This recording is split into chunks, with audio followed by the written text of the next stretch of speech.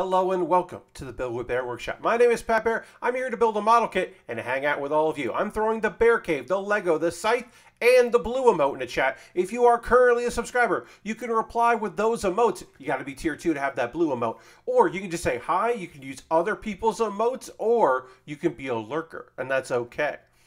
Tonight, we're working on, hey, Last Brick's here, and Aristophan is here, throwing out the blue. Nice to see. Lord Crashin's here saying, hey, Pat, hey to you. Welcome, everybody. I already got a stellar crew of folks watching. Tonight, we're working on this real great. Ghost Valve's here. Hey, Ghost Valve. Dirty's here. What fantastic. Look at all these friends. You've seen this. It's the Gundam Exia Repair 2 Real Great. This has been taking plenty of time to build. We're starting, start from the ground up there. We got the legs done. We've done the chest and the waist. And then one arm. We're going to do the other arm and the head and the shoulders. We got to do the shoulder parts too. So head, shoulders, arm, then the weapons. Then we're done. I don't think we're going to finish tonight. I think we're going to finish on Monday. That's the plan. This evening, we will be chatting about wrestling, because there's some good and bad with wrestling. There's a lot of bad and weird. There's a lot of weird. And then head, shoulders, knees, and toes. Yes, knees and toes. So we've got some wrestling stuff to talk about. I'll talk about my Friday, which was interesting. It was an interesting day yesterday. In the second hour, we got some anime to talk about. The last episode of a series. The almost last episodes of 2 other series. We had an episode 12 of 12, 11 of 12, and 11 of 13. That's right. Spy Family's getting 13 episodes, which is cool. Because we're only in episode 12 are we finally going to have the best character. It's not really the best character, but it's a great character. We're finally going to introduce you one of the best characters in Spy Family next week. So we'll talk about that in the second hour. We'll talk about stuff you're into, you're playing, you're doing, all those things. Just like whatevs. It'll be a chill Saturday evening. We are currently at 43 subscribers. I would love to get back to 45. Honestly, I want to get to 50, but 45 would be cool. So if you would like to become a subscriber, if you haven't before, or if you'd like to gift sub to somebody in the community, you could do that. Arctic Sloth is here. Welcome, Arctic Sloth. Happy to have you here. Throwing those emotes in. Appreciate seeing those. All right, let's see. I'm going to reply to my tweet. Let's see if we can get a few more friends to join us tonight. This might be a chill evening. This might be a real laid-back chill evening. Let's see. Oh, Lord Crashington wants to hear some ska. You got it, Lord Crashington. Here's some ska. Oh, that's the overhead. I don't need that. I need this.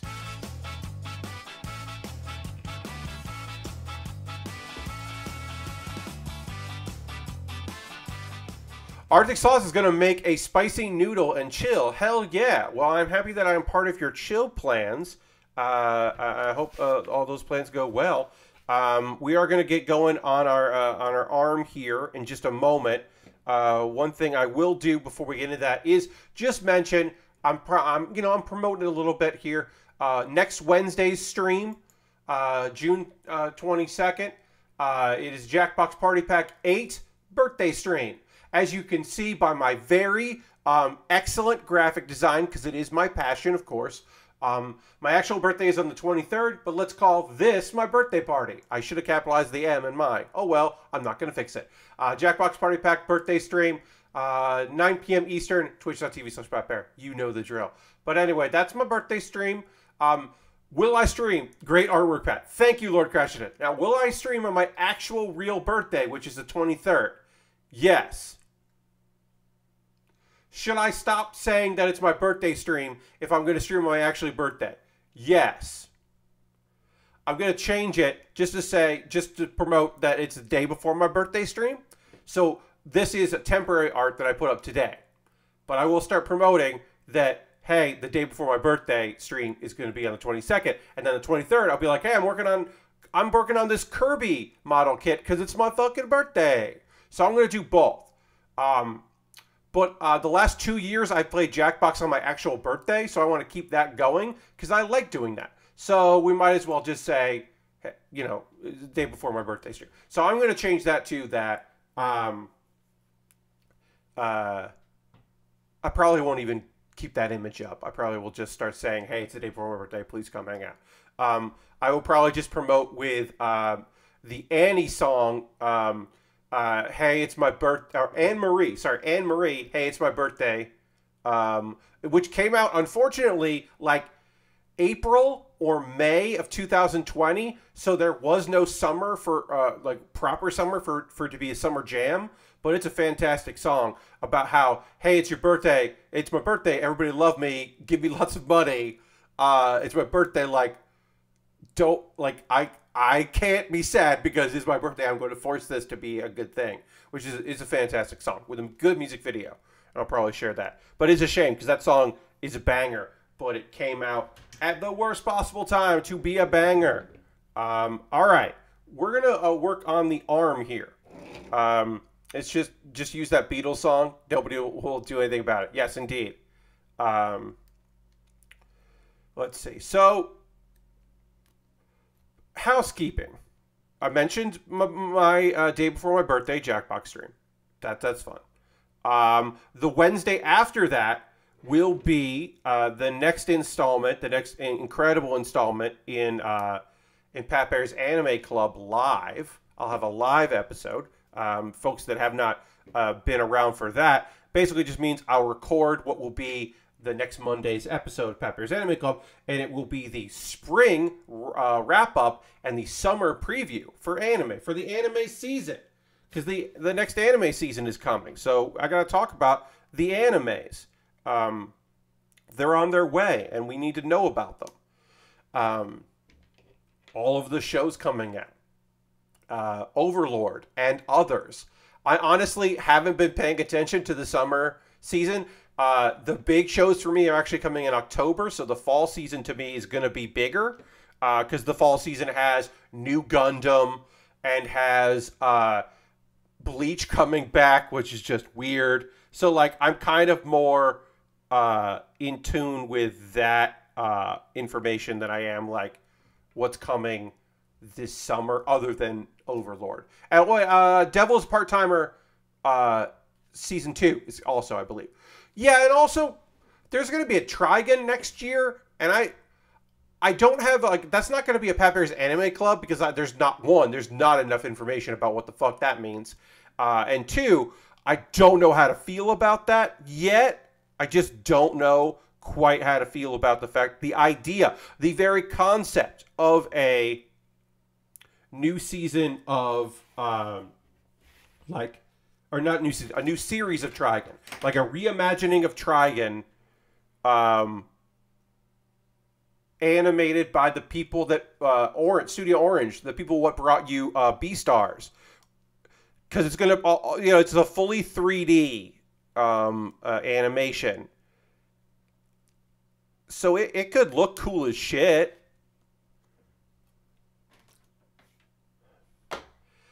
I don't know.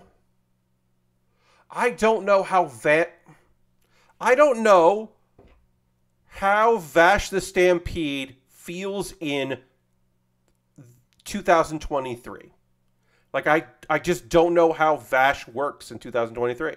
Like, I would love if Vash the Stampede, like hits. Like, the idea of a goofy character that can be badass. Because, like,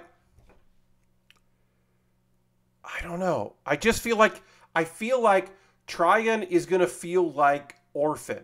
Where it came back and it was like, oh, wow, this was of a time, huh?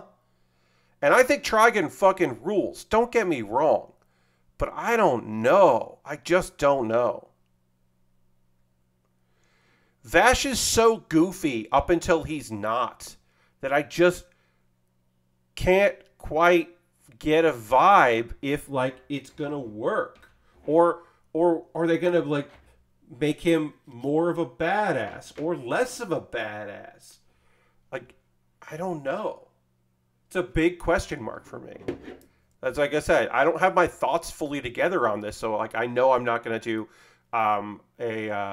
well, it would have been weird if I did back-to-back Pat Bear's Anime Clubs, where the first one was like me talking about Bleach coming back, and the second one was me talking about the limited information about Trigun. I think that would have been an odd choice for me to do, so I instead chose not to do that. All right, so wait, is this the right piece? This is not the right piece. C15. C, was it the right piece? That's C16, C15. Okay, that's got to be the right piece, but it doesn't. Why is this being odd to me? Okay.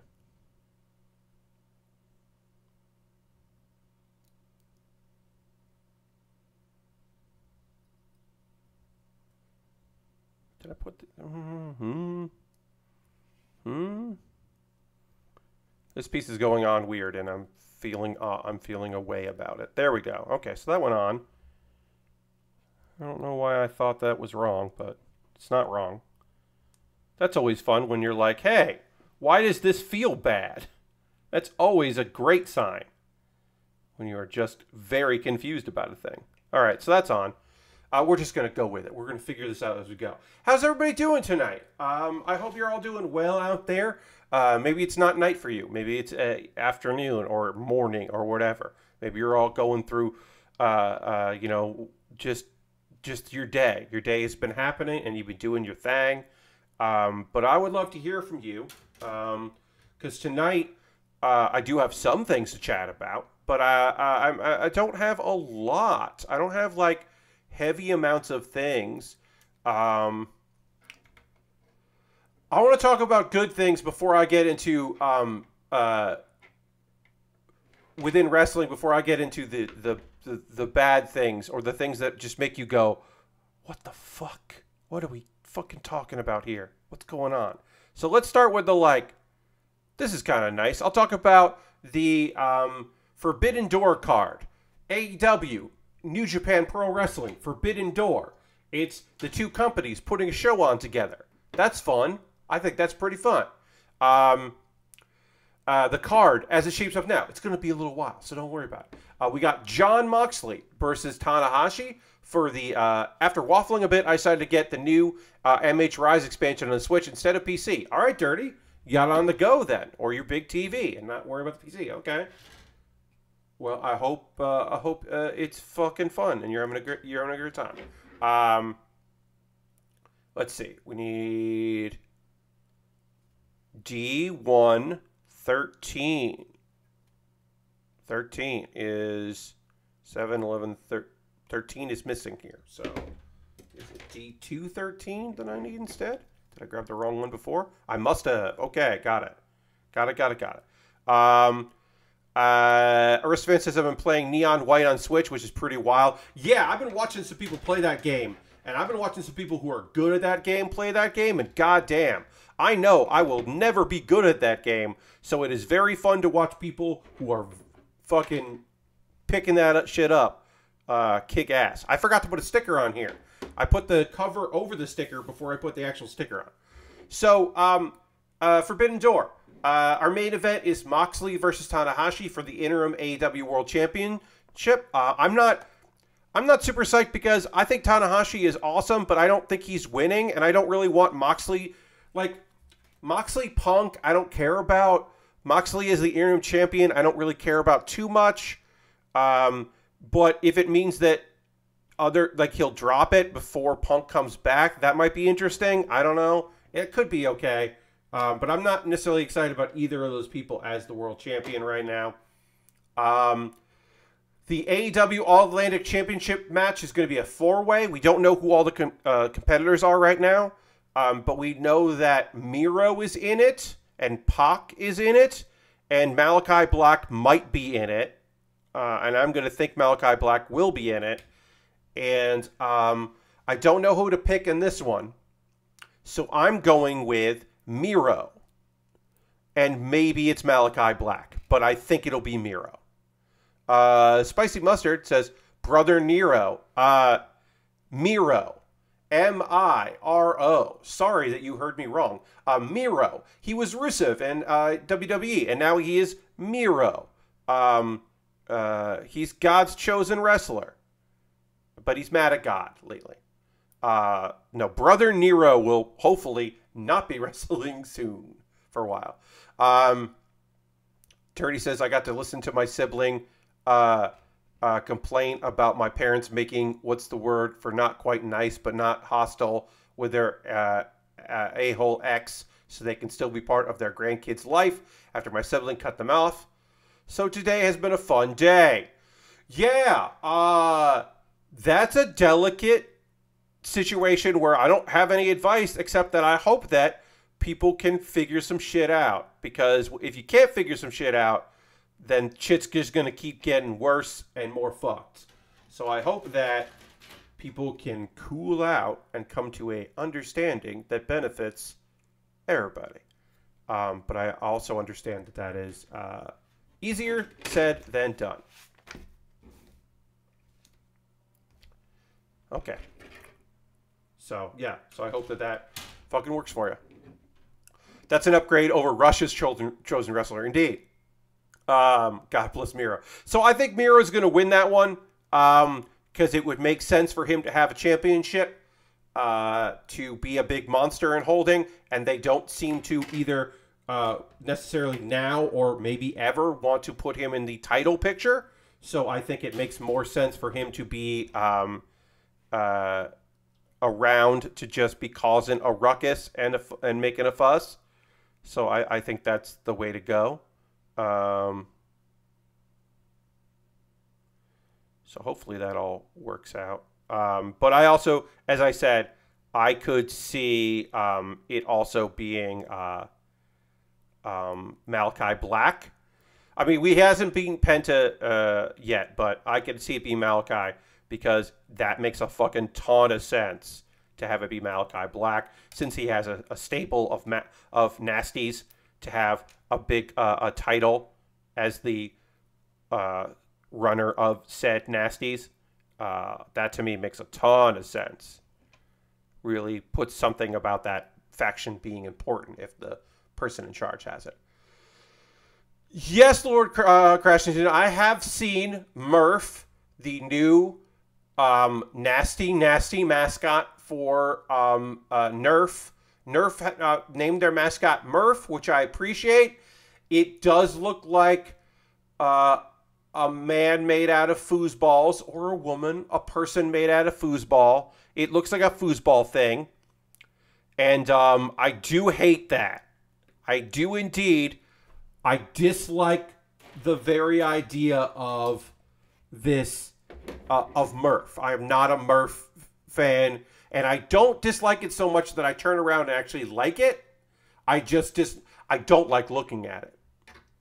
I don't enjoy looking at it. I would hate to see that in person. Giving Miro a belt right now would ruin his character development. I think they did say it uses they, them pronouns. Well, Ashbrook, I appreciate you informing me of that. I shouldn't have said, I shouldn't have assumed a gender for that awful looking thing. So we'll just go with, I hope that Murph is never in proximity to me in person. Because I would like to not ever come in contact with Murph. Please. Respectfully yours, Pat Bear. Yeah, it's kind of like, yeah, it's like an ammo ghillie suit. Yeah. Sir Raven says, mine are they, them, her, Eldritch Horror. Yeah. Yeah.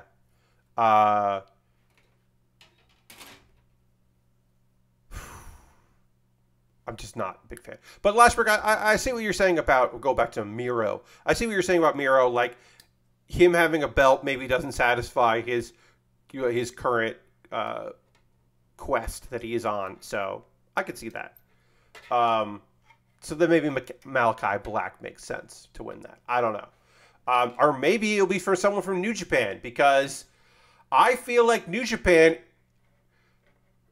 is going to retain some of their belts, but I don't think they're going to win any belts, is my opinion. So maybe they'll win that, and it will just be like moving around and not really be a thing they have to worry about. I could see that being the belt that someone from Japan wins. Or New Japan Pro Wrestling, I should say, not necessarily Japan, because there are, of course, gaijin that work there as well. Then we've got just what is happening here. Chris Jericho, Sammy Guevara, and Minoru Suzuki versus Wheeler Yuta, Shota Umino, and Eddie Kingston. Now, Eddie Kingston has a sort of like chill, cool bros friendship right now, partnership with the folks at the Blackpool Combat Club. But I don't know if he's ever interacted with Wheeler Yuta before, so it's just a weird combination of people. And Sammy's back with Chris Jericho, which is good because Sammy should be a heel. He's definitely a heel. And Minoru Suzuki and Eddie Kingston wrestling each other is fantastic as a concept. I worry for both of them. Cannot wait for the inevitable Kingston Suzuki chops. Yes, I'm so glad they're involved. They're involving Mox's son. Yeah, Wheeler Yuta, Mox's son.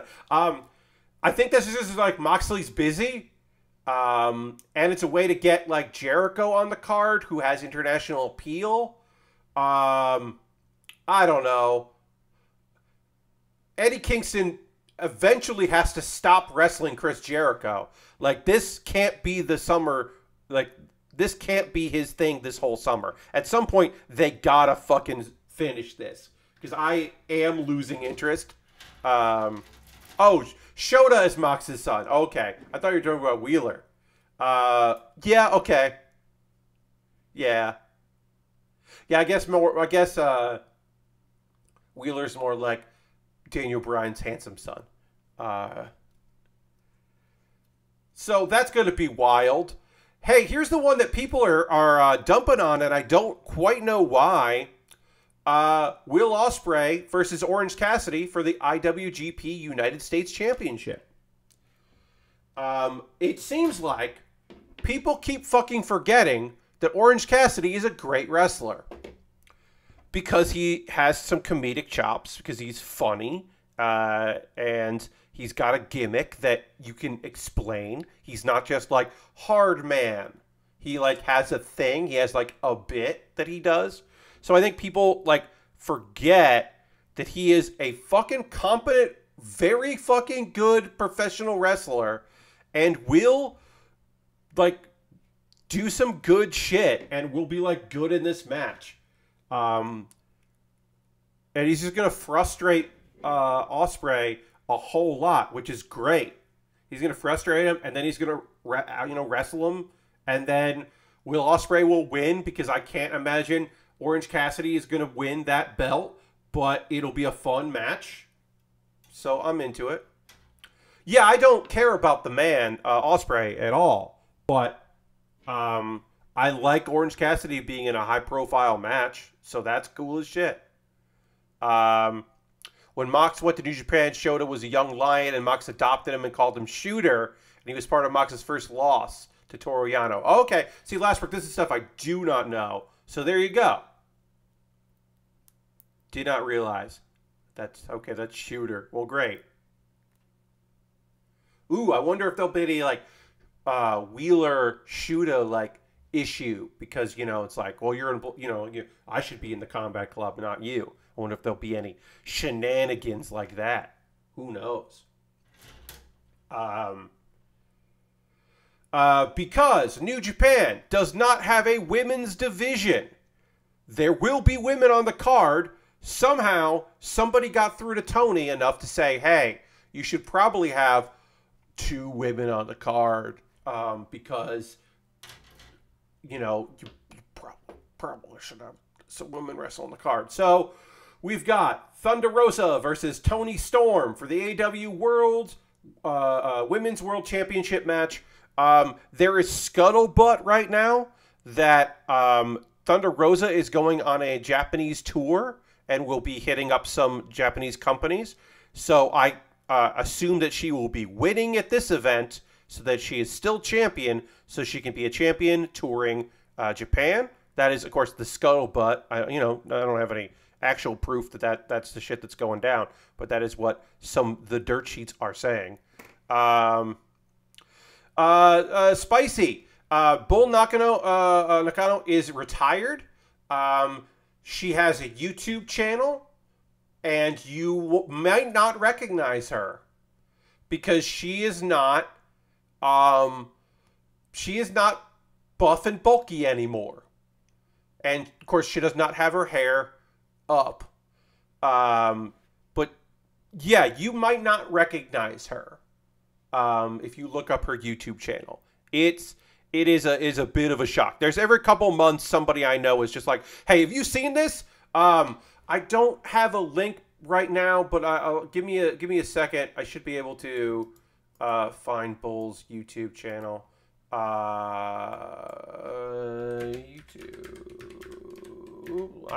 I'll do the research. We're gonna get like that.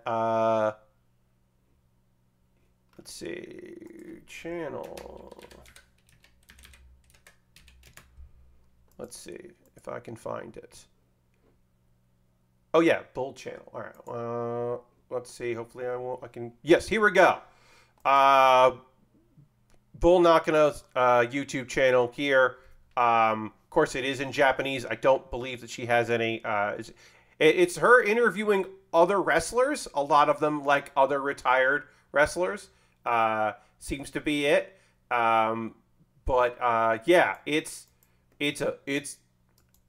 wonderfully nonsense to look at her and be like, that's not who I remember. Oh yeah, Asuka has a Kana-chan TV. Yes. Yeah, supposedly Kana-chan was coming back because the thing was that it wasn't going to be like it's never about the wrestling. It's just about her, like, and her, her brand. But it looked like it could come back, and she teased it coming back, and then apparently no. We'll see. I mean, mostly that was just like, I think a lot of it was that they were that she was showing off free gifts she was getting from video game companies, and that apparently was a sticking point because it was considered it wasn't endorsements, but they were free gifts that she was then talking about. And, people can get free shit, but when you talk about those free things, then it's like, then people who have lawyers start getting, kind of worried about that shit. So anyway, I think Thunder Rosa is going to win. I can't see Toni Storm winning this belt right now. I think we're just going to see a feud between a non-title feud between Britt Baker and Toni Storm. I could see Britt Baker getting involved in this match so that Britt Baker's in the card and costing Toni the title, which does not put Thunder in the driver's seat, but whatever. That's what's new, unfortunately. All right, I'm just going to panel line this real quick. Get my lines in. FTR versus the United Empire, which is Jeff Cobb and Great-O-Khan, versus Roppongi Vice, which is Trent Beretta and Rocky Romero. Winner take all. Of course, FTR has the Ring of Honor titles, and IWGP has the heavyweight tag titles. I am assuming that the person getting pinned in this is Roppongi Vice. A member of Roppongi Vice is going to get pinned here. Maybe Rocky or maybe Trent. Who wins? It would be interesting if Jeff Cobb and Great-O-Khan won this, because then we're taking the you can move around with the Ring of Honor titles a bit, and that's kind of neat. But my guess is FTR becomes double champions because Tony Khan loves a double champion in his league. So that is my thoughts, is we're going to see that.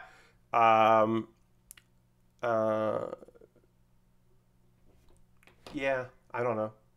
Because then they can face the Bucks for 6 titles. I mean, 3 titles. FTR also has titles not appearing at this show.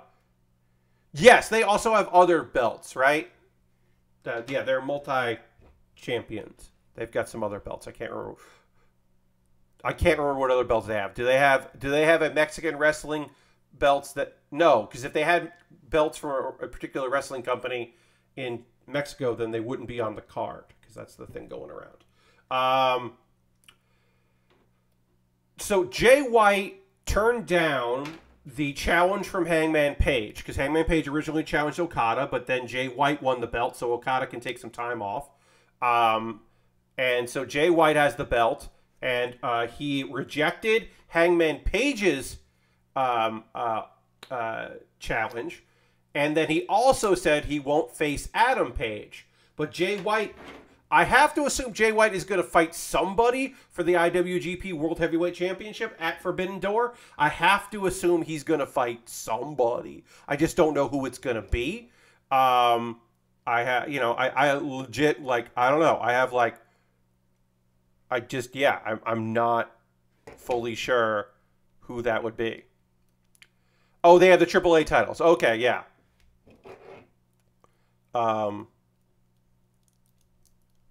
But yeah, okay, I'm gonna be careful here. Attaching these arms is a little tough. You got to snap it in place here and then turn it. So I'm trying to do this where I don't pop off anything, but like I have to really put some pressure on there. I don't love that, and then it bends over into the arm socket, and it's fine.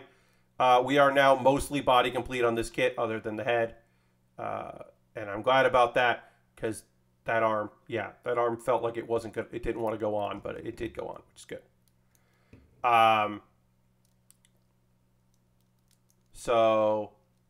Okay. So yeah, Jay White's probably going to fight somebody. I hope it's not both pages. I hope it's not Hangman and Adam, because that's too many people with the last name Page in a match. And I just don't want, I would prefer not to have that. That's just me. That's just me being me, thinking like I would like to have neither of them. Maybe neither of them in there. I actually would have loved to see Hangman versus Okada. I think that would have been cool as hell. But we're not getting Okada, so we're not getting Okada. That's it. That's the so. So there you go. All right, let's get the right shoulder done, and then the left shoulder. And then Bryan Danielson versus Zack Sabre Jr. has been teased. Apparently there was like promotional art somewhere done of that was like apparently legit, but nobody knows how long Daniel Bryan or Bryan Danielson is going to be out on. So that might not happen.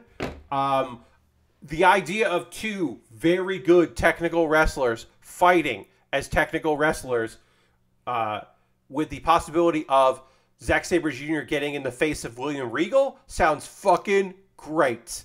I'm on board for that. That sounds good as hell. But I don't know. I don't know what else we're getting there. G1 10. There's 10. That's got some undergate, so we got to clip off the undergate before we attach these pieces here. So we'll find the undergate here in a second. Clip those off. Those little nubbins. Some people just call them nubbins. I say the undergate. I use the term that's listed there, but I also understand why people call them nubbins. I probably asked this before, but where is Kenny Omega? So spicy. Kenny Omega, as soon as he dropped the belt, went off TV to heal from his numerous wounds. Because the man is been working injured for a long time. So he's on extended break while he heals. Apparently, I believe a month ago, he was attempting to fly to just do backstage stuff, to not even be on the show, but just be like behind the scenes stuff. And apparently agitated some stuff that's healing. So that was apparently a bad idea that he came out for a bit. So he is, again, continuing to be on the mend while he, hopefully heals up. Apparently it's just been going to, it's just one of those things where it's like a lot of stress, like road stress, especially working indie, working internationally, and then launching a company and then being the face of that company and working a hard, heavy style is just kind of caught up with him, right? And, of course, they're in a position like he got out of having to work like New Japan and Indies into working for his own company, which is fantastic. But that also meant that he never got a chance to slow down. So he was just go, go, go. And so it's caught up with him. And hopefully he's recovering and enjoying it. I hope he was very psyched about the Street Fighter 6 announcements. I hope he's he's psyched about that. Apparently he's also been like focusing on his thoughts and feedback on the AEW video game because he has the time to do that. But yeah, I hope he's doing okay. Yeah, we'll see. Forbidden Door seems like it'll be okay. The Bucks so far aren't on the card, and I don't mind that. I don't know where they would go. My assumption would be that they would have a tag match for the AEW tag titles, but I don't know against who, and I don't think the card needs the Bucks at all. But I don't know. I have no idea. I don't think they're like needed for the night, but who knows? Tomorrow is Slammiversary. It is the 20th anniversary of TNA Impact. So that could be interesting. It'll be interesting to see if any people from AEW show up.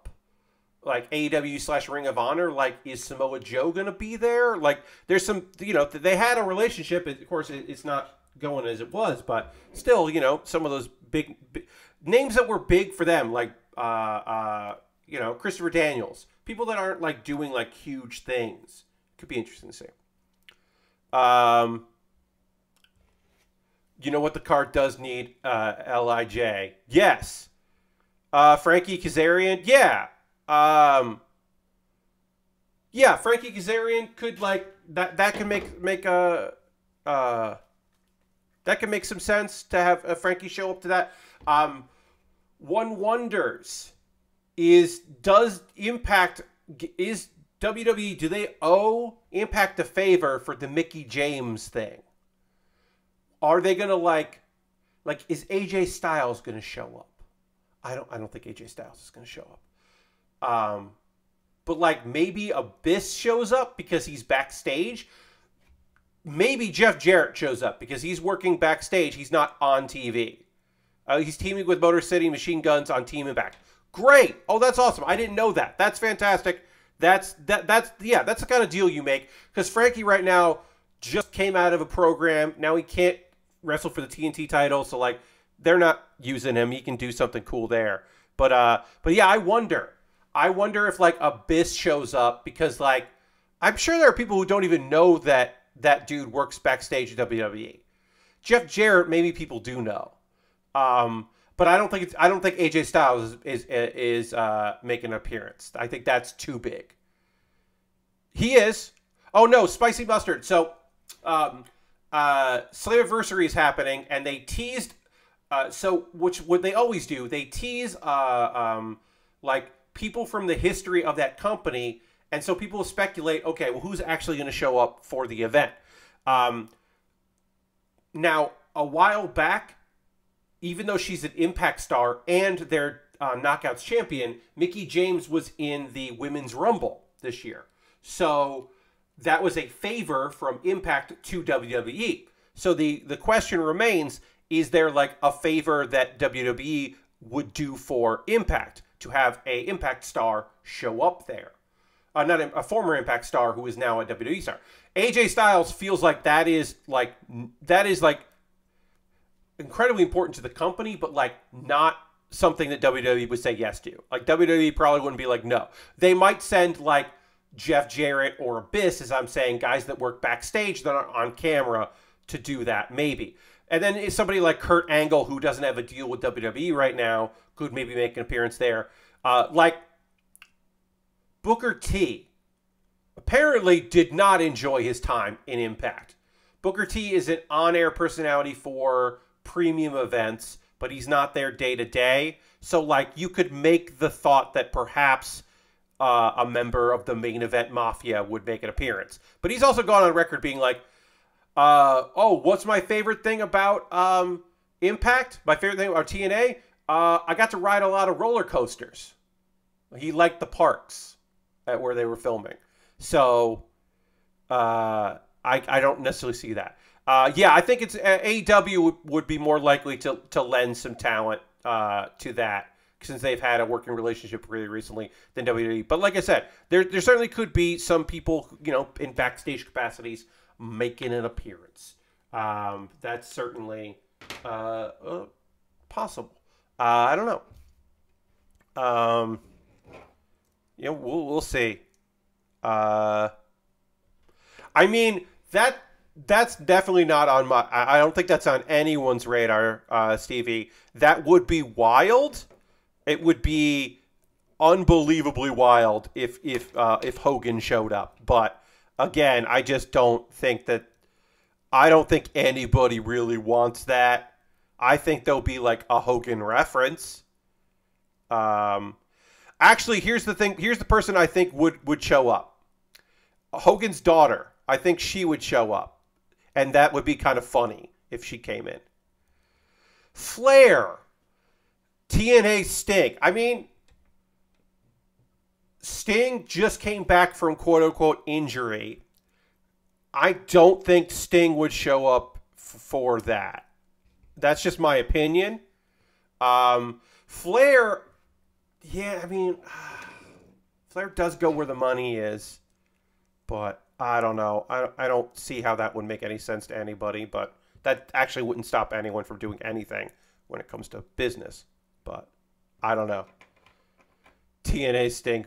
Yeah, Broken Matt, maybe. I think that they would have wanted both Hardys, and then they're not getting both Hardys.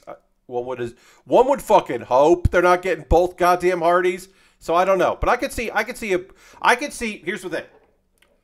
I don't know if Matt's gonna be there, but I could see a video package of Broken Matt Hardy on the compound, at the Hardy compound. I could see a video package, and him saying, what would he call Slammiversary? I don't know. Like body something. I don't know. I don't know what he would call it. Like, he would call it something like Celebration. He would call it like Wrestle Celebration. Something to that effect. I could see a video package from the Broken one. The anniversary of Slammage. Yes. The celebration of Slammage. Perhaps. I could see that more than him like making an actual appearance. Just a quick video. But I don't know. I hope it's fun. I hope everybody's a good time with it. Look, I don't think anyone here watches NXT 2.0, and I don't either. I just want to talk about this because some word has gotten out about this. So there was a person wrestling there whose character was the name Two Dimes. There's a man named Two Dimes. And he was released from NXT for policy violation. But apparently, and he has said, he copped to it, he's like, yep, I screwed up. I own up to my mistakes. Word is, apparently they were said like, hey, we'll see you in a year. Keep yourself clean and come back. But apparently it was a drug violation, but not serious enough for them to like really, because they didn't make a statement about it. This is just like what people are saying. But anyway, Two Dimes is out. And of course, you have to wonder if it was dime bag related. I have to imagine it was weed. And it was just, they were just like, man, don't fucking smoke weed. What are you doing? Get out of here. Get out of here, young kid. There was a rumor going around that the reason why he was being released was because he lied about how old he was and he was underage. And I was like, look, that's a nonsense company, but they like, that's not probably it. I don't think that's it. He did look young, but I'm like, I was to myself, I'm like, I don't think that's what it was. I don't think this dude is too young to be there, and they got busted. They figured it out. But no, I didn't think that's what it was. I watched a little 2.0 after being out of her while. Oh man, what the fuck is happening? That's the most benign reason to get suspended for a wrestler. Yeah, Lord Crashing In. So like again, it could have been harder stuff. But he got released. So you know we don't really know, and we won't really know. Yeah, Spicy 2.0 is a real like 2.0 shouldn't be on like the network or anything. It really does feel like it should only be live shows for diehard fans in Florida. And we shouldn't know anything about it. Because they're just going to change everybody's names and gimmicks when they come up anyway. Or sometimes not even their gimmicks, but at least they're going to change their names. So, like, it doesn't really matter. Apollo Crews is down there, and he's got, like, a gimmick change. Like, he dropped the Nigerian accent, and he's, like, going through a proper, like, rebrand. And I assume they're trying him out to, like, bring him back up with this new gimmick.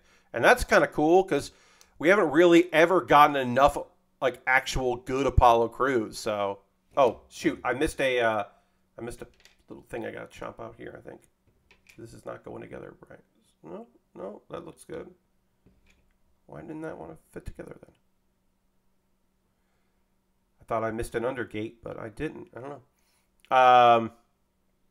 Other than Roxy, I really don't care about anyone in 2.0. Yeah. I mean, like. They're all figuring it out. I think, please call up Cameron Grimes. I think Cameron Grimes would be very fun. I think live audiences love heel Cameron. They love to hate heel Cameron Grimes, and they like face Cameron Grimes. I think the face, I got a bunch of money off of Bitcoin and investing in a game store has run its course, and I would like to get back to shit heel. Please beat me up. I'm going to be loud and weird, Cameron Grimes. But fucking Cameron Grimes doesn't need to be there anymore. That dude, I don't care if that dude is going to be a perennial mid-carder. Like, imagine Kevin Owens stunning Cameron Grimes. Like, I want to see that shit. Bring him up. Hey, hi, R. Jimmy. Welcome. It's going good. We're talking wrestling here. Just a little wrestling. But yeah, I'm lamenting the fact that I wish that, yes, we are talking wrestling. I'm lamenting because I believe that Cameron Grimes has run his course on, like, maybe don't bring him up if you're going to do, so Cameron Grimes he's got like a Southern accent, and he's got a big old beard, and he started off as just like a weird Southern guy, that would yell like "to the moon," and then the audience was kind of just like, the NXT audience just like appreciates people that work hard, and they were like, you know what, we like Cameron Grimes, we're on board with Cameron Grimes, so they made him a face. They turned him face in NXT, and he was doing well there for a while. Yeah, and then they gave him they changed his gimmick. Yeah, R. Jimmy, I don't really watch NXT that much these days, but I would tune in occasionally. When people I really liked from the indies ended up there, I would check them out. But yeah, so Cameron Grimes, they had a bit where he invested his money in GameStop and won, like, that, jokingly, that's not real, kayfabe. He invested his money in there and then became a millionaire. So then he was like a goofy millionaire, and then he got into it with another person. Ted DiBiase got involved, and he was having some back and forth. He became this is one of my favorite things that's ever happened. He lost a match and had to be a butler for then the wrestler LA Knight, who now has a different name. He's in SmackDown, kind of. So he lost, right? The face lost and has to become a butler. Humiliating, right? Cameron Grimes was like, I'm going to do a great job as a butler. I'm going to, he's whatever. I'm wearing a tuxedo while I'll do this. Yeah, I'll clean your pool. Then I'll jump in your pool. What? I paid people, because he's still rich. At the time, Cameron Grimes was still rich, so it didn't matter that he lost. He paid people to mow the lawn. He's like, I don't have to do that. So it was great, because it was like, oh, he lost, and then it didn't matter, because he was still... like, he was just like, yeah, whatever, who cares? You're not humiliating me. It was very fun. Yes, Eli Drake, who in NXT was LA Knight, and who now is I missed a piece there. Who is now on the main roster as forget his first name, Dupree. His last name is Dupree. Max Dupree. There you go, Max Dupree. He is in charge of a modeling agency, and we have not met any of his models. Basically, they made him a manager, even though he can fucking wrestle and is very good at wrestling. And he doesn't have any clients yet, but one would assume that they are using him to repackage some people, like Mace and Mansoor, is what it sounds like. Do you think Ezekiel, Big Zeke and Elias are going to be... Yeah, so our Jimmy, either I want him to be wearing a fake beard, like a very obviously fake beard, or like it's not going to be Damien Sandow because he's working for NWA. But I do love the idea of them having a very obviously fake person pretending to be Elias. Yeah. I also would like that storyline to go away because as soon as Kevin Owens isn't part of that storyline, it doesn't do anything and doesn't help anyone. Yes, Damien Sandow. Oh, that's right. He isn't with. He is retired. He is not with NWA anymore. That's right. I forgot about that. Yeah, he's focusing on his acting career and other projects. Good for him. But you know that his name did trend because people were like, "Oh, he should play fake Elias." But I don't necessarily think that's what's going to happen. I don't know what's going to happen with that, but like I hope it's fun. And then also, we're not going to get deep into this Vince McMahon bullshit, but this is some the idea that he came out, his music played and he came out and then he just said the name of the company and then he left and his music played is just like, fuck off. Just fuck off. He can just go fuck himself. Because we all know that Laurinaitis is going to get fired for like a year and a half, and then Vince McMahon's going to come back and resume his job in the company, and it's just going to be, that's just all it's going to be, business as usual. But nothing's going to change until the company gets sold. Nothing will change with it. It's just depressing and weird. He's just a weird, shitty old man. Just a weird, shitty old man.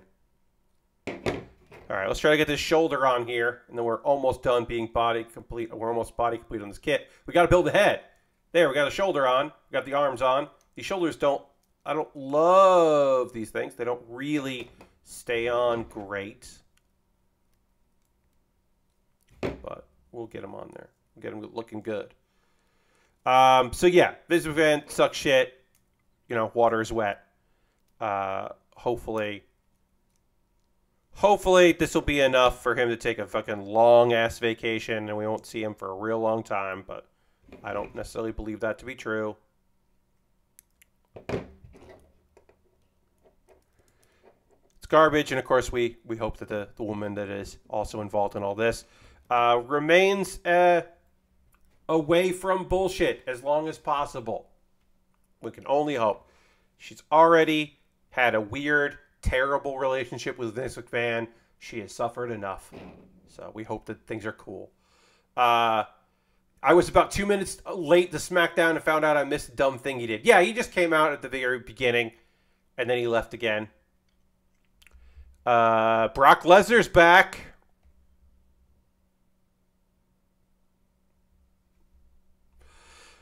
Brock Lesnar versus, it won't be Money in the Bank. It'll be SummerSlam. Brock versus Roman Reigns. That's a match.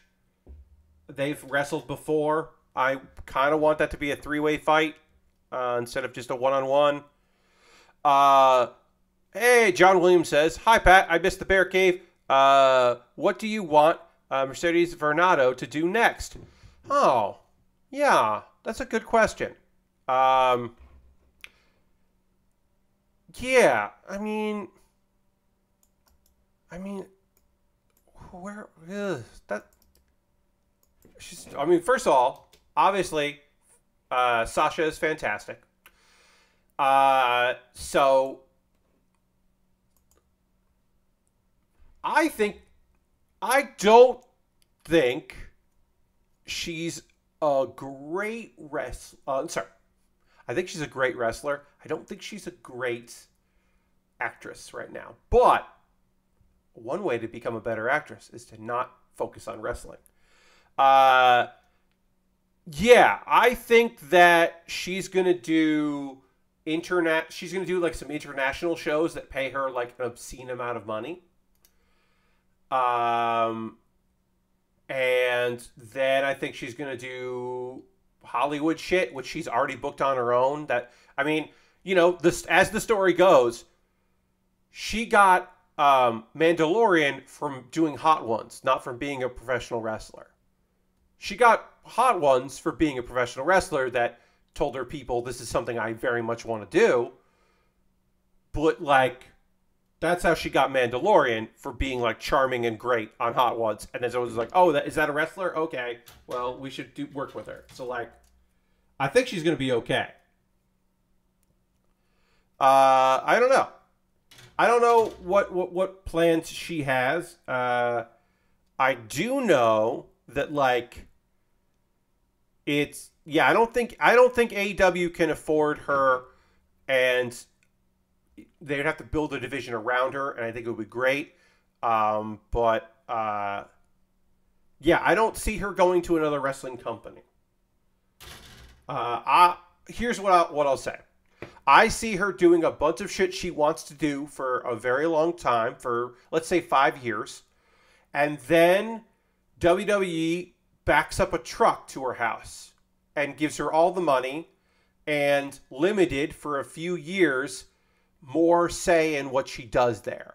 But I do see her returning at some point, because everybody comes back for money. Not everybody. A lot of people come back for money. If Cody Rhodes came back, then Sasha Banks can come back. You know? It's just like... And eventually everybody comes back for a payday. And WWE are the people that will pay. So that's my big prediction, is that someday she'll be back. She'll do acting. She won't be on anything else, any other company, and she'll come back at some point for some goddamn cash, and maybe a little bit of, like, you know, a long title run. That's my theory. But I don't know. Again, who knows? Now, this is also... Now, other people have said, again, this has not been official release, or officially announced release. The assumption for people is that WWE won't announce it till her contract was would have expired anyway.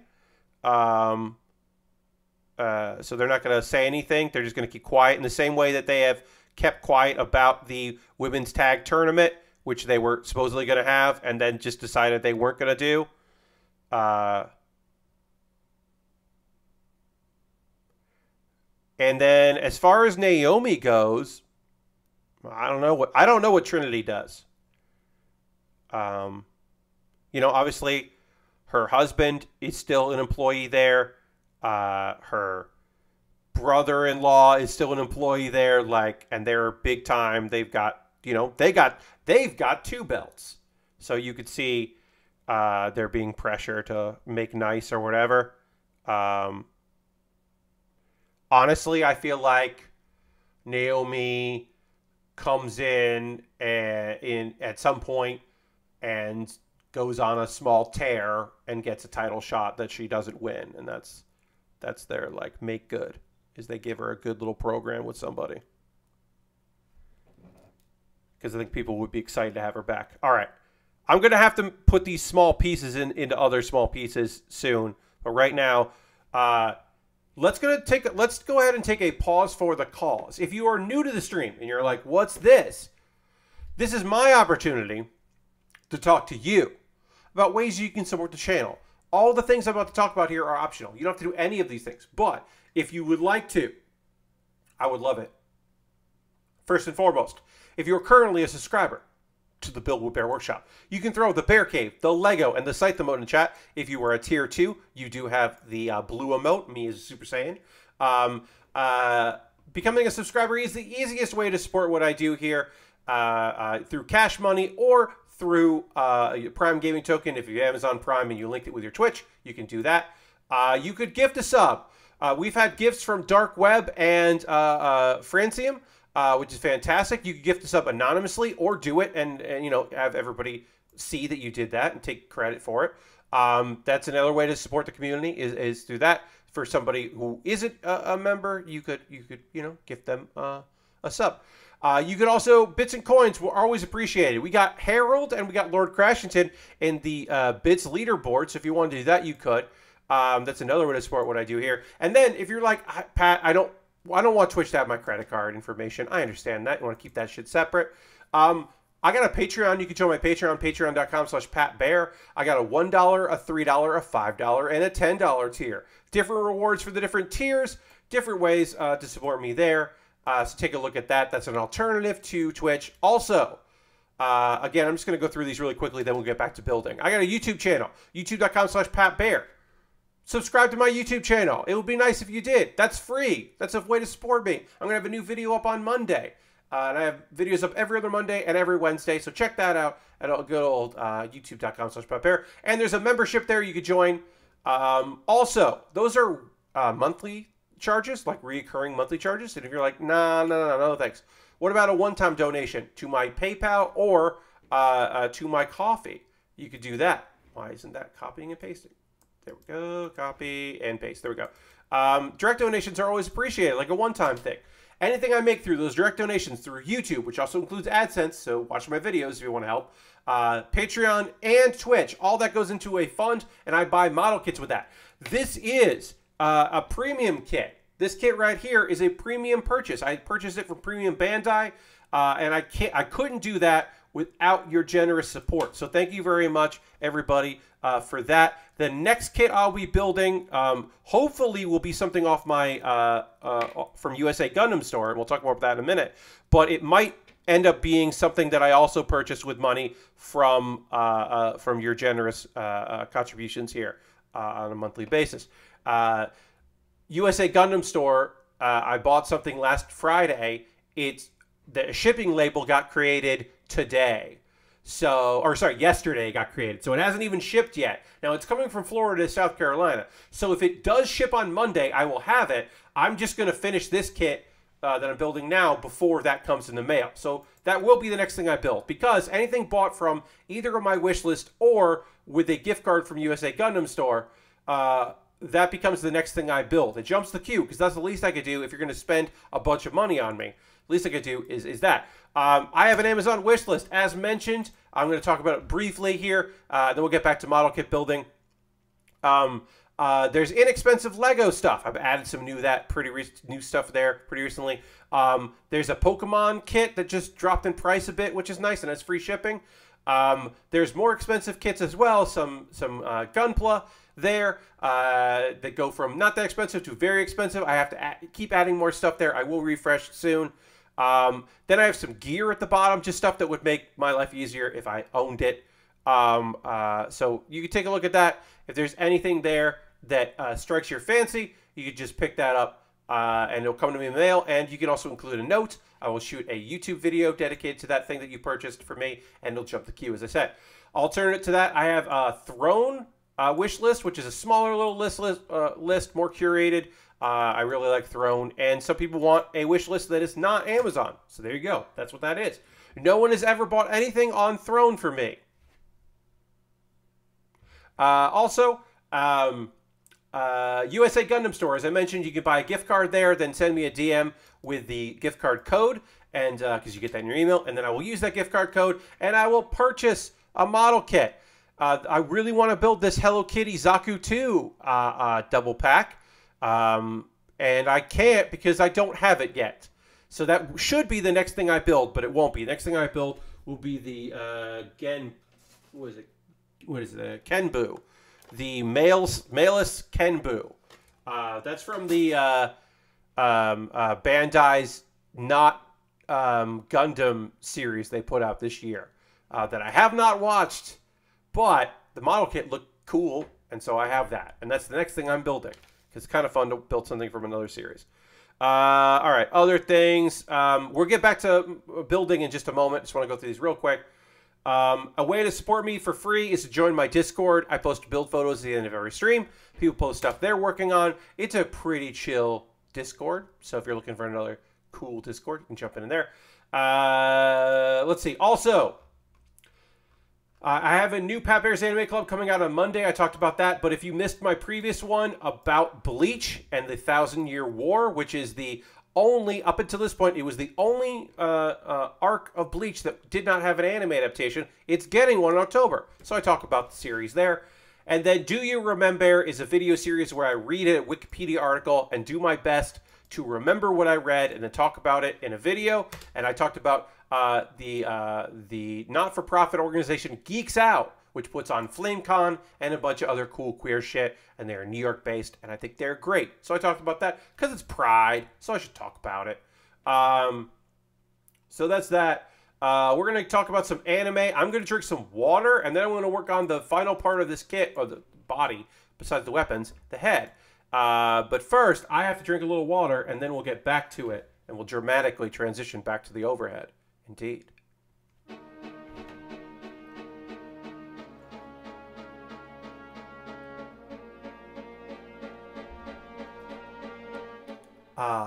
We're back.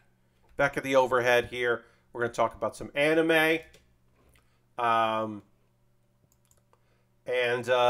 Okay, so Kaguya-sama Love is War, Ultra Romantic is the 3rd season. We have been building up to this. It is the last day of the cultural festival. Now, this was episode 11 of 13. So, shit does hit the fan here, but it's not like we're not resolving anything here. So shit's wild. Okay, so I gotta put this face on here, and it is a very tiny piece that is awkward to put on. So you'll have to forgive me as I struggle with this on. Anyway, Kaguya and Shirogane want to confess, want the other one to confess. They've been playing Will They Won't They for a year now. We really want this thing to happen, over a year in story. We want this thing to happen. We want them to get their shit together. I'm real curious if the manga is as jam-packed with cultural references as the season has been. So, like, Lashbrook, the manga is full of those. The anime adds in weird 80s musical references, but the manga keeps all of the, like there's a reference here to Lupin. Not Lupin the Third, the original Lupin. And that's weird. But, like, yeah, like, some of those pop culture references are still in there. It's just the music references seem to be weird. Because there's a fake Aha song in here. It's not Aha. It's not a Take On Me, but it's a fake Take On Me song. And that's, like, every season seems to have this, like, hey, why is this song in here? What are you fucking doing? What are we doing here?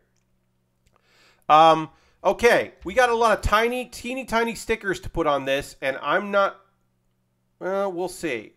We'll see if I do this. I'm going to get this piece out here, and then I'm going to see if, C1, we'll see how big C1 is, and see if I'm going to be putting stickers on this. Because other than, I mean, the eye stickers I have to put on here, but some of the other stickers I might not do might not go as hardcore with it. But I'm going to have to put some stickers on this. Okay, C1's kind of big. I can put it in there. They are clearly referencing the video for Take On Me, at least. Yeah, Lashbrook. I don't know if that's in the manga or if that was just like a, oh, you know, we can do something cool here. But anyway, Kaguya has a fantasy that of her and Shirogane being a couple, while a fake version of Take On Me plays. It's weird. And then we find out that someone is stealing the heart-shaped balloons and replacing them with regular balloons, and signs it Arsene, which is Lupin's first name, so it's a Lupin reference. You don't recall that being in the manga? Yeah, I don't know. I haven't read the manga, so I'm just like going, you know what? We're just gonna. This piece is going to be really frustrating to put tiny stickers on, so we're not going to. We are just going to do it as is. We're not going to worry about tiny stickers on the face, because the stickers that have to go on here are just like pretty small. I guess we can put the eye stickers on because it is one piece. I guess we'll do that. I guess we'll put the green eye stickers on just because it does have the shroud around it. So we'll do that. But anyway, don't worry, everybody, because the great detective Chika is on the case, which is a callback that I love. I love her as a detective. That is just fun. That's fun bit of business. So don't worry, Chika is going to solve this problem.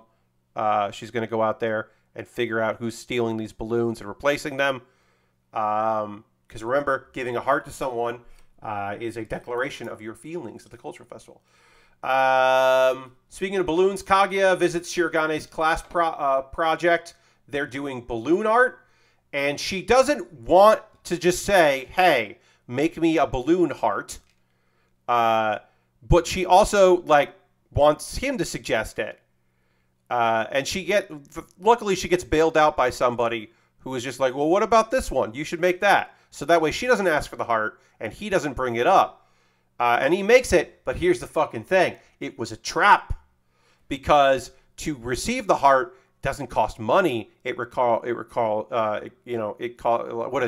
your heart or something like that. Something of equivalent. It basically, to get the heart-shaped balloon requires an equivalent exchange. Which I was like, oh, that's a fun idea. All right, C1, 10, and 11. Getting this head done here. So I think that's a funny idea. I like that she's just like, yeah. She runs. Because, maybe she could have given him, a heart in exchange for it, but she's like, nope, I'm running away. Which I thought was great. Then we cut with Tsubame, who is the girl that did not know that our dude, Ishigami, liked her. And he gave her a heart, and he apparently doesn't know the whole thing about how the heart symbolizes being interested and is basically a confession. As far as he knows, he has not confessed to her yet, and has not been told, hey, dude, you publicly confessed to her. She's been avoiding him because she was very surprised, and also just knows she can't really get into a relationship. Apparently, we find out in a little bit that it's not that she's directly opposed to dating him, but the idea of dating anyone, she focuses too much on the relationship, and she's got school stuff to figure out, so she can't focus on. She's got to focus on herself right now. And also, usually the people that ask her out are really confident, different, kind of dudes that it's easy to say no to. But this is a guy that is, a good dude. So she and Kaguya run into each other, and then I love this. Kaguya just assumes that someone else must have confessed because there's no way that he would have. So she gives some very bad advice that is basically just break his heart, destroy him, which is weird in general to say, but especially about somebody that you care about, ostensibly. And then she tries to fix her mistake, and then they see Chika is talking to somebody who we haven't seen before, who confesses and tries to offer her a gift. But Chika is in detective mode, so she's like, answer my quiz, which he fails. And then she's like, all right, I'm out, and doesn't accept the gift and doesn't hear him out and just rejects him so that she can focus on what she's got to do, which is find out who's stealing the balloons, which is fucking hilarious. I love that that's her way out of that. It's just yeah, no, dude. But apparently it does work because this dude, I don't know, it helps. He helps put things in perspective or something. Let's see. Tsubame wonders if she can put her response on hold. Kaguya and Shirogane bump into each other, and Shirogane's like fucking keeping his cool, man. He's like, hey, I want to walk. Let's walk around the festival. She's just like, oh, Kaguya, yeah, this was a good episode. And then she's like, wouldn't people think that something's going on? And he's like, yeah, who cares? Like, he's being really cool because he's got an envelope that he read beforehand, which obviously is something important, but he's just being like cool as a cucumber right now, and has like they have a nice day, and maybe it's a date, you know, but like whatever. They go and see a fortune teller student who's like basically tells their future and seems to be pretty accurate about the two of them, and it's really fun. And then there's a fun gag of she's worried that someone's going to interrupt their time together, and we see various characters show up, and it looks like they're going to get involved, but it's like, no, Tsubame grabs Ishigami, and Chiyaka is so focused on the clues that she's unlocked about this thing that she runs past them, and Ino, the new girl, is hungry, but she ends up getting pulled into a noodles eating contest. So she's not involved, and nobody distracts them. And maybe Kaguya's luck is turning around. And then the bombshell is dropped. Now, we knew that he was thinking about studying overseas. He got into Stanford. And in fact, he's leaving the school. He's not going to finish the academy. He's skipping a grade and going to Stanford. And that's where we left off. And there's 2 episodes left in this season. So shit's not wrapping up next week. It's wrapping up the week fucking after. Holy shit. Things are happening. This is like a goddamn cliffhanger. Because now we got like 2 different love things to figure out. And obviously this one's the most important. I feel like next week's going to be mostly about Ishigami. And maybe also about the thief. The balloon thief. Maybe that's also going to be part of it. But I don't know. The Persona 5 and Resident Evil references were cool. Oh yeah, there was definitely like there were students pretending to be a zombie. And then she was seeing them as a zombie. And there was a whole gimmick of her, like, there's a gimmick of her, like, not being able to escape the people that are going to be bothering them because she's walking, like a tank and can't really maneuver properly. Yeah. It's hard to describe those visuals, but that was good. That was an awesome episode. Episode 12, Aharen wa Hakarenai. Aharen-san wa Hakarenai. It's over. One of my favorite shows this season. It ended so lovely and so cute. Oh, these are tiny pieces. God damn it, these are tiny. What a fantastic series. The big cliffhanger for this one, for the last episode, was the girl that like watches from afar, Oshiro, had prepared a letter of challenge for someone. And it's a letter of challenge for Raido. And you're like, oh, it's finally because she's jealous of Raido, right? No. Apparently, she's mad that Raido isn't dating Aharen, because Aharen like went out of her way to confess, and then she was crying, and they're not dating, so that must mean that she got rejected. So Oshiro's like, even if she doesn't want them to be together, she certainly doesn't want Aharen to be sad. So she challenged him to like. And she's like in martial arts gear and fucking ready to go. But then, of course, the twist is she's like, I know you don't study martial arts, so I'm challenging you to Reversi, the game of Reversi. We get a flashback to how Oshiro and Aharen got to know each other. It's a very sweet story. We finally find out why Oshiro, later we find out why Oshiro keeps her distance. It's because her heart beats too fast when she's around Aharen, and she doesn't want to freak Aharen out. Which it wouldn't freak her out, but she still wants to protect her friend. All right. So yeah, we're not going to worry about that. We're going to get these. I'm going to try to get these little yellow pieces out here do like to flop out. So we'll see if that happens. If I got to pop this apart to put it back on. Oh, and the eyes are falling off. That's not a good sign.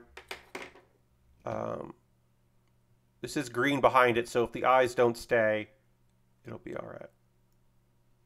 But hopefully they will.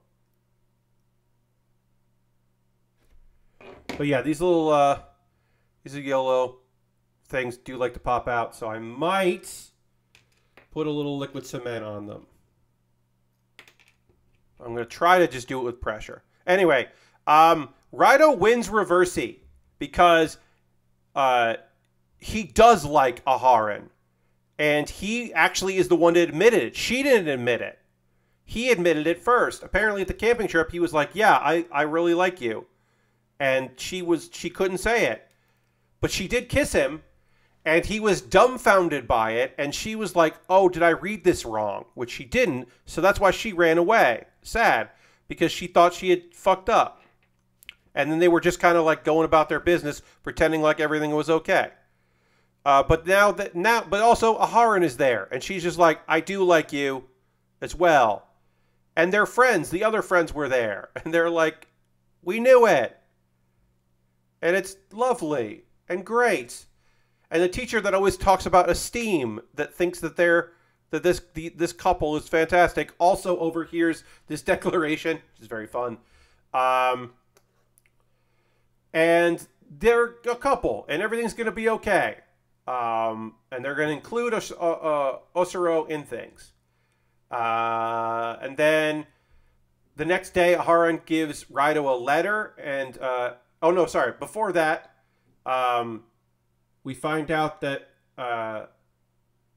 Aharen's been growing flowers, which Raito doesn't understand the meaning of. There are what are they? I wrote it down. Lupinus, and he doesn't understand what the meaning of those.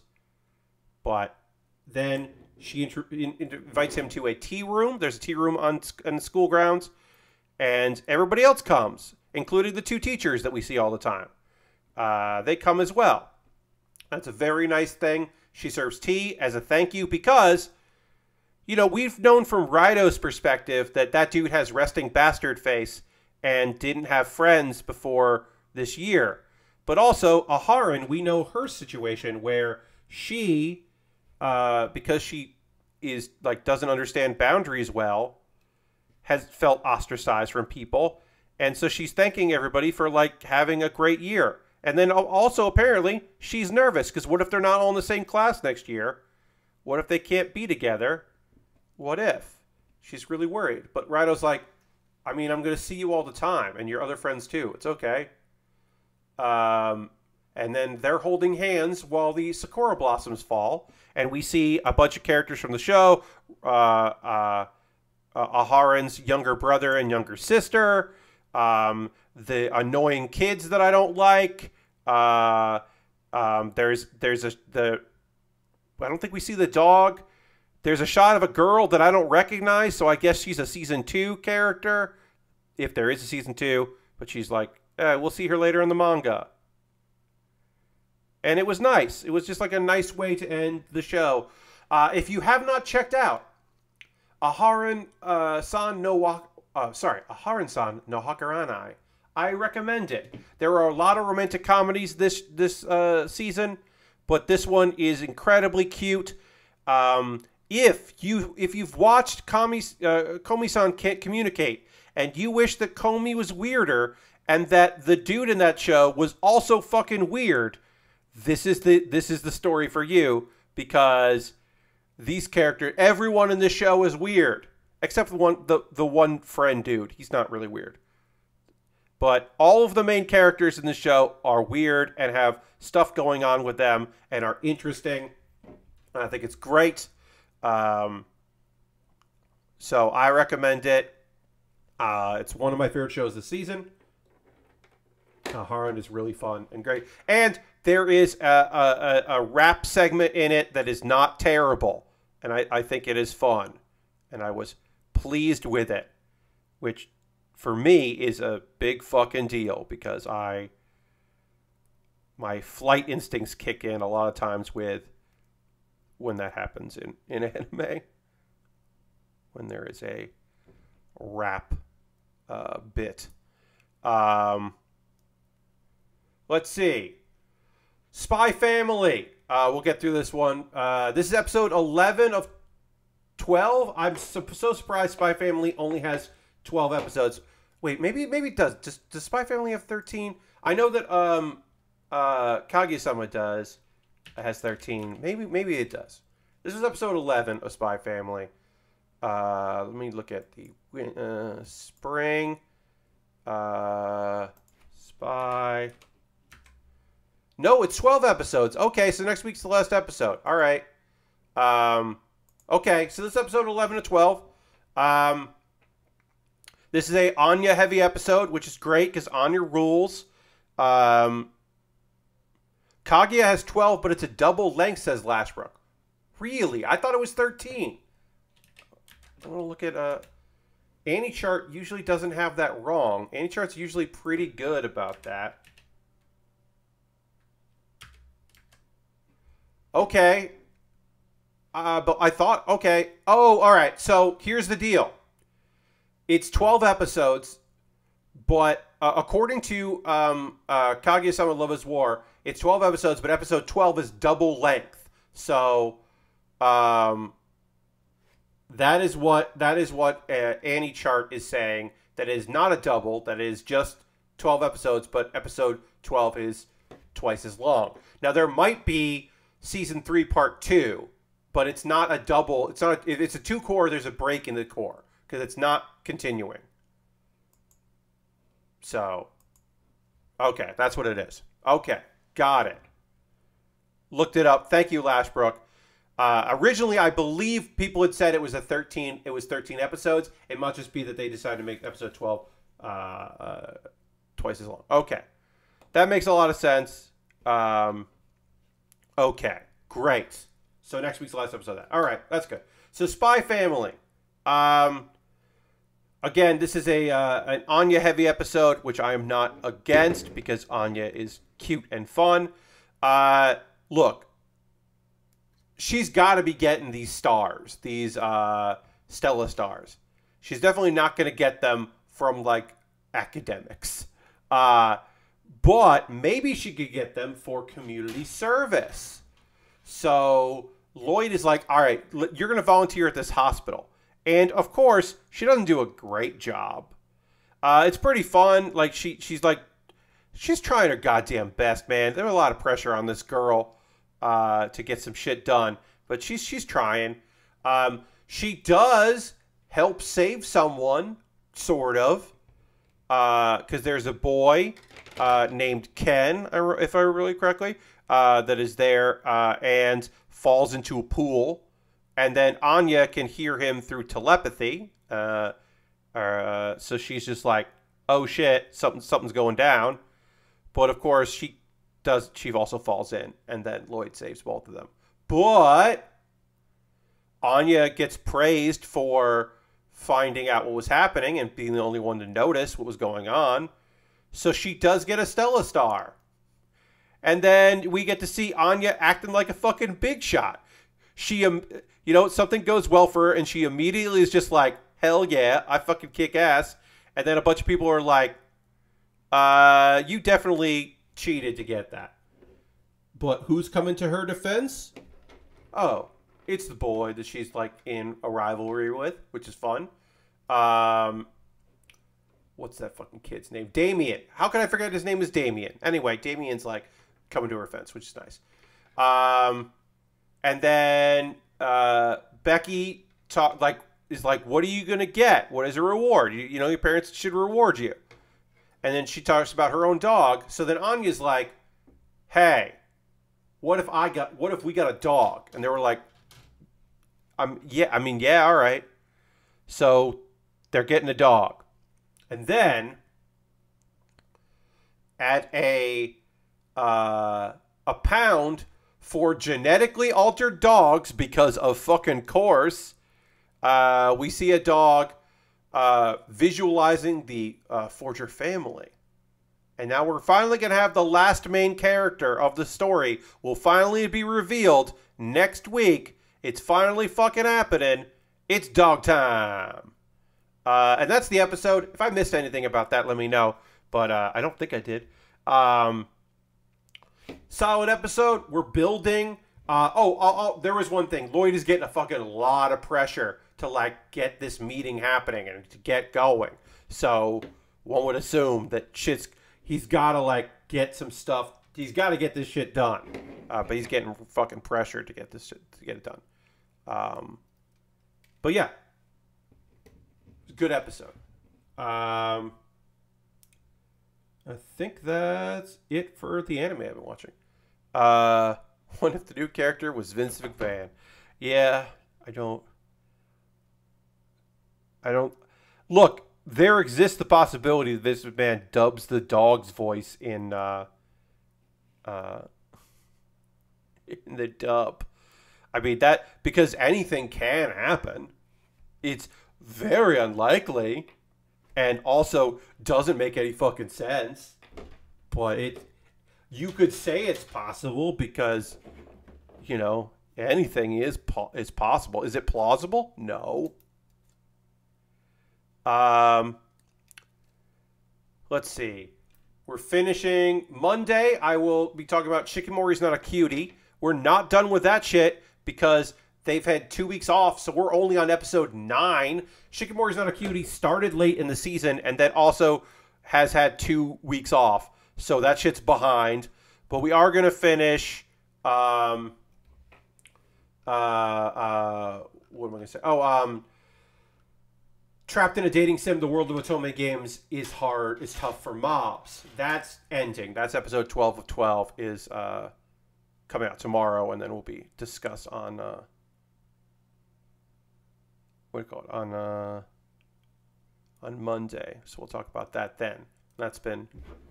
That'll be interesting to see how this wraps up. He's got to fight this. Our main dude, Leon, has to fight an old man, but in a mech suit. It's a champion fighter, actually someone who is probably stronger than him with all his tricks. Because since the first since like episode 2 or whatever, Leon hasn't really had actual competition with anything because he's just been overpowered. All right, let's panel line this head, and then we are body complete with this kit, and then we just got to work on some weapons so we get started on the weapons. But let's get this at least going here, and we'll just do. So yeah, video game wise, haven't really done much. So in the great words of Yodoye Travis, bury me loose. Because I went to a funeral yesterday, and it was a nice ceremony. A little long, but nice. And then here where we're at, because it's below sea level, you don't have a lot of cemeteries with caskets. You have a lot of cremated folks going in above ground, mausoleum style things. And that was nice. And then I went to the luncheon after that. And I was not super close with the deceased, but she was friends with my parents.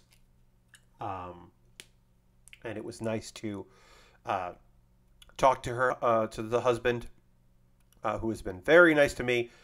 She would, because she was the queen of cookies. She would every year she would make me Christmas cookies to bring back to New York. And the last 2 Christmases, she still made me cookies, even though I wasn't going to New York because I was here. But I would take them and I would bring them, because otherwise I'd eat them all. I would bring them to work and share them with my coworkers, which was always a nice thing. So she was a great lady. Mary will be missed. But while I was there, I tweeted about this, but I'll tell the little story because we got some time, so I'll tell the story here. I was sitting there in the corner on my phone, spinning Pokestops, and talking to some people, but I didn't know a lot of people, so I was kind of keeping my distance, letting people grieve in their own way and chat and all that. And somebody who I had identified as being a granddaughter, I pointed out to me that she was a granddaughter. She came up to me because she had heard that I was from New York and that I was staying there. And she looked to be in her, I'm going to say mid-20s. She could have been 30 for all I know, but I think she was mid-20s. And she was like, hey, I'm here for a week, and I'm going to have some downtime. Do you know any places around here? Do you go to any bars? I'm like, well, I don't drink, but I have been out, and I do know some places. And I was like, there's a couple of sports bars. There's one over on there. There's one on off that and all that. And I was like, I took a half pause, not a full pause. Let's go like a half pause. If you've read these tweets, you know the story. And I was like, look, there's this one place, and it's really vibrant, and everyone's really cool, and it reminds me of New York a lot. And I emphasized that it reminded me of New York because I was like, it's just everyone's really friendly and nice, and it's a good vibe. And she was like, wrote down the name of it in her phone. And she was like, okay, thanks. And then walked away. And if I still give off the energy, the vibe, that if you're looking for a gay time, I'm probably going to know where you should go, that I'm still doing things right. And I'm glad I'm putting those vibes out there. Because my area here in South Carolina, in May, put out a proclamation that June was Pride Month. And then about 4 days ago, they rescinded the proclamation. Without telling it, they just decided to rescind it. Nobody knows quite why. And so that my area made headlines for obviously a fucking shitty garbage reason of that. So it takes a lot to vibe out, and it takes courage because I'm sure that she was aware of that. She's going to go to the place she hasn't been, and she's going to have some time on her hands. Maybe she'd like to go and meet some people, take some stress. That's kind of how she's going to maybe that's how she copes with the reality that has been presented to her. But she doesn't know me, and just because I'm from New York doesn't mean I'm cool or I will understand what she's looking for. There's no guarantee. But we vibed each other out properly. Excuse me.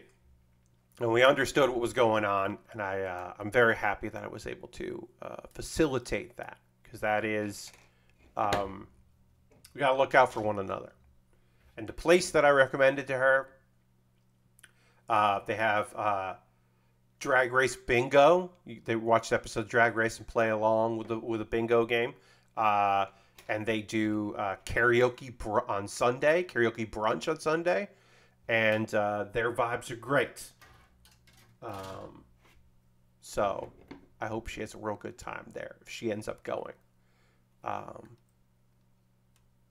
But yeah.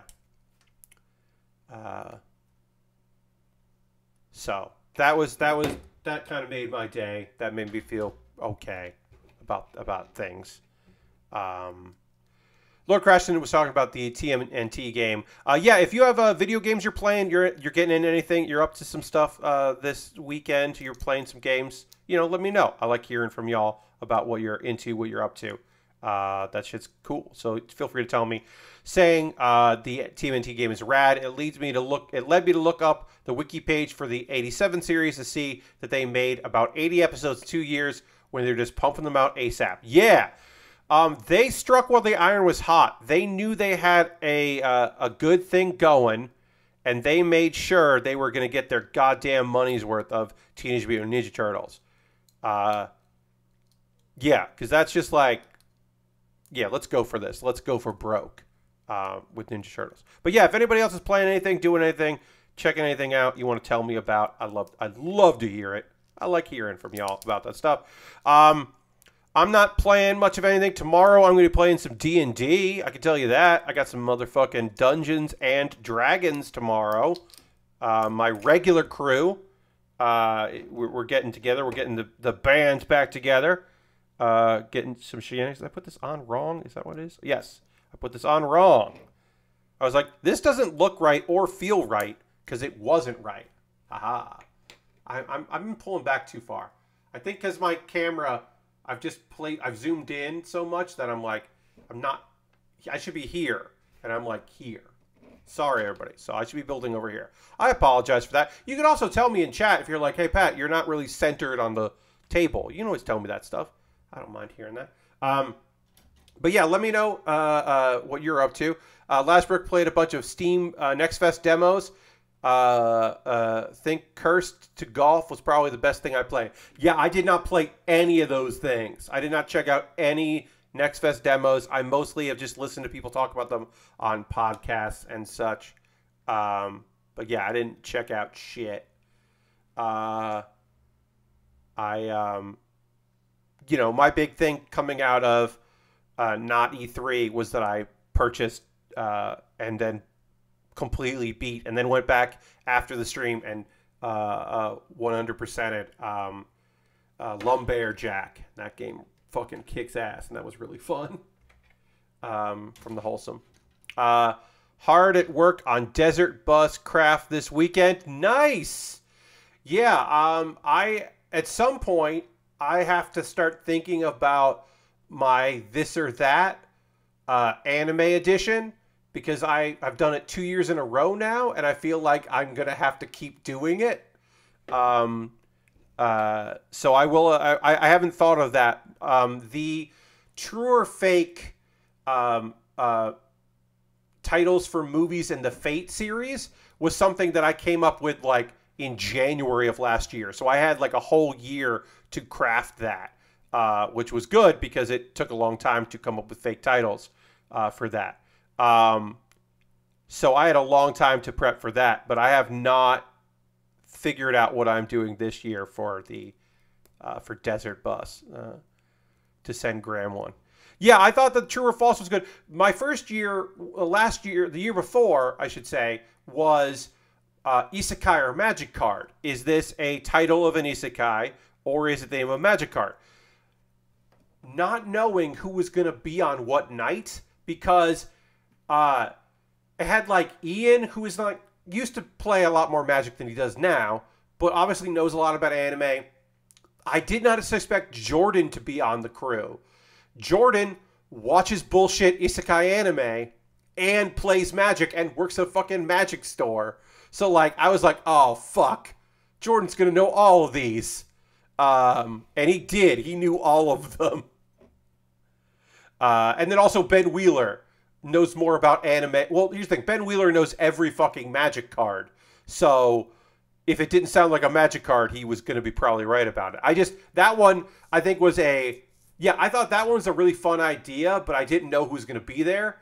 And so then I was like, I'm just going to do True or False Isekai, not knowing that Corey was going to be there. And Corey and Ian have watched some Fate series. They are at least, she's aware of them. And I was like, oh, God damn it. So I have to really figure out my anime, because I'm going to keep doing anime ones. So I'm really going to have to like figure it out. It might be too hard to be like, is this a light novel or not? Is this based on a light novel? Because like there are anime that are based on manga, but the manga is not, but it's not based on a light novel. So it might be possible to do that. I don't know. Like that's just an excuse to come up with, or to tell them really long names of things, like the paragraph names of like, Trapped in a Dating Sim, The World of Otome Games is Tough for Mobs. Like those long titles. Like I can maybe do that. That's one I've thought of, but I don't know. I'm gonna have to put some work into it so I can really get them.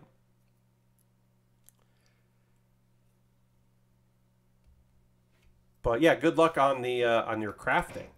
All right, we're gonna call it there on the stream, I think, because all we have left is the GN sword custom, the weapon. We got to build the weapon.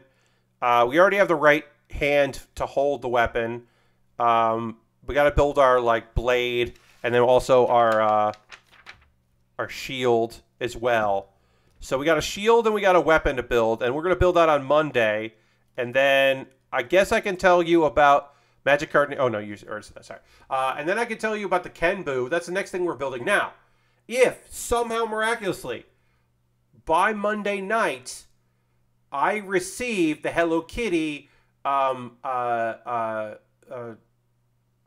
2 kit, I'm not going to get it because it's not in the mail yet. But if it does arrive on Monday, that's the next thing I'm building. But it probably won't. So we're planning on it being the Kenbu. Where's my mouse? There it is. Which is this. That's the Kenbu. It's really, like, there's a lot of fucking boxes on it. This one's really boxy. A lot of geometric shapes having a good time in this particular kit. So we'll be building that. That's the next thing we're building. That was decided by $10 patrons. 2 people wanted that one, so that's what's happening. I'm trying to... This thing's coming apart in weird ways, and I'm trying to reassemble it properly. So that's fun. That's always fun. When, like, pieces just fall off a kit, and you're like, why am I trying so hard when pieces just like to fall off? I'll get it back on. Don't you worry. Why is this falling off? God damn it. Sorry. I'm not mad at you. I'm mad at myself. There we go. Got that on. Gotta get this on. So anyway, that's the next kit we're building. We are going to raid in a minute. I'm going to try to finish reassembling this here, the parts that like to fall off. Real grades of this era are hit and miss. Because this is this is not... this is the early Exia kit that is the, like... It's a premium Bandai kit because it's the Repair 2.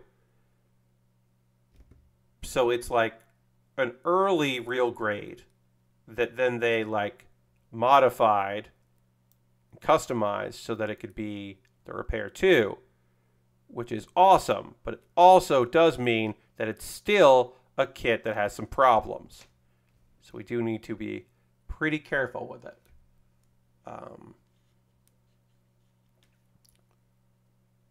Why is this fucking... There we go. Okay. Then I just got to put the shoulder on. And then these side things. Great. This kit is body complete. We still need to work on the weapon and the shield, which we will do on Monday. And that is going to do it for the stream. We are going to raid. So I would love it if you would come along on a raid with me as we go and hang out in somebody else's stream. We always end with a raid. It'll be somebody who's doing some cool shit out in the community that we want to go give a little love to. So feel free to come along on this raid. I don't know who we're going to raid yet. I'm going to find out right now. Maybe. Saturdays, we often raid... Oh, wait. Oh, is Vectroid live? I did not know she was live. I didn't know Raura was live. So we're probably going to go raid Raura. I'm going to see when she tweeted out. But I did not know that Vectroid was up and about. So we're probably going to go raid Raura. Let me see. I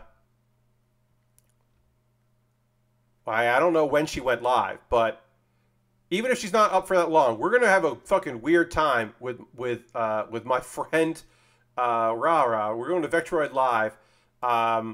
Just one of the weirdest streamers, just doing cool weird shit. Just a great person. He's just been streaming for hours and hours. I did not know that she was still up and running. So let's go raid Raura. I believe that she is in her VR gear in VR chat in the back rooms. And if you don't know what that means, it'll be fine. You'll like it. Also, I'm a mod there, so I should probably go and hang out and make sure things are cool. So thanks so much, everybody, for hanging out on the stream. I hope you have a great rest of your night. Feel free to come along this raid. It's going to be a weird one. Raura just rules. And take it easy. And I'll see you on Monday Goodbye, everybody. Goodbye, goodbye, goodbye, goodbye, goodbye.